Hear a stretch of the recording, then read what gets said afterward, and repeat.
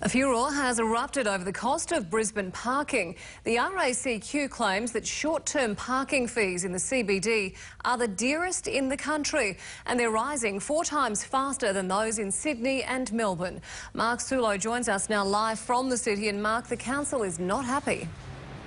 Talk about setting the cat amongst the pigeons. The RACQ has done a survey of all the capital cities and found next to Sydney, Brisbane is the dearest when it comes to short-term parking. But if you're talking about parking for 1 hour, then we are the dearest of the lot. Now, this has certainly upset the council. It says figures are figures, and these are misleading, and it has no plans to do anything about it.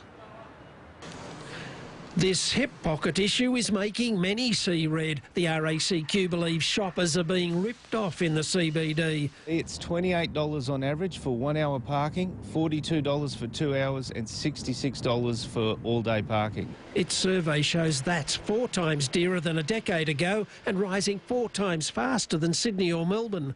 Gee, way too high.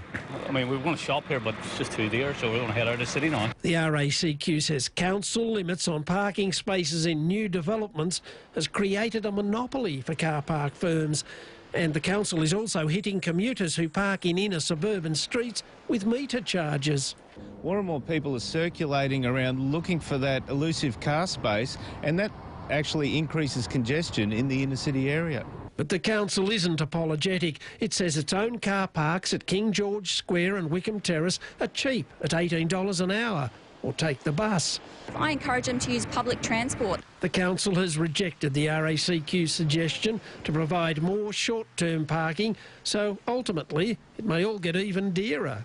There are operators who have set rates, but that is not in the control of Brisbane City Council. That is set by the market. One can only lament. Down there at AGC, I used to pay sixpence a half an hour. But that was the 60s. Earth-moving equipment will be flying before that happens again. By the way, the council accuses the RACQ here of double standards because it once suggested a congestion tax for the city to do away with higher parking and tolls. And there's something else. The council opposition says that over the next year we'll pay $44 million in parking fines and parking meters to the council. So we're damned if we do, we're damned if we don't. And what's the bet, Georgie, that we don't get that congestion tax at some time too? Yes, thank you. Mark Sulo in the city.